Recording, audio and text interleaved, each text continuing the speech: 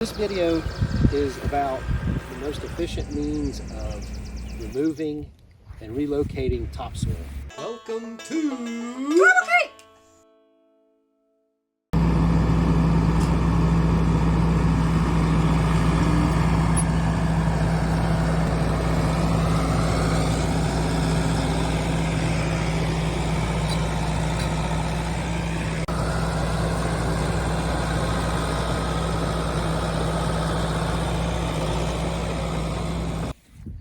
So terrestrial life on Earth is all based on 6 inches of topsoil and the fact that it rains. So in the grading process, topsoil's a lot of time overlooked or used as fill and various things, when in all actuality it needs to be kind of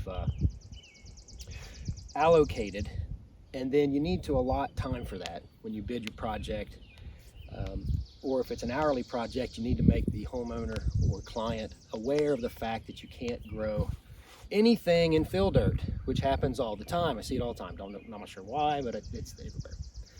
So what you're going to end up with at the end is a building project in which you can relocate the topsoil, smooth everything out, and plant seed, and voila.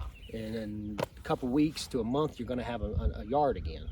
And that's what we're after. So the most efficient means that I have found is to take the dozer, cut in on your ends. Like, let's say you have a rectangle, for instance.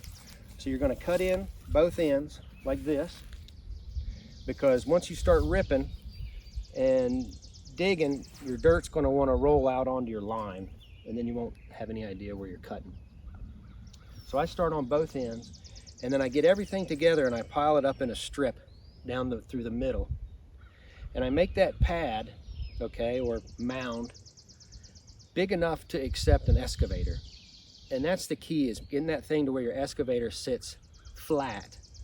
If your excavator doesn't sit flat and the mound's rolled like that, you will throw a track in a New York second.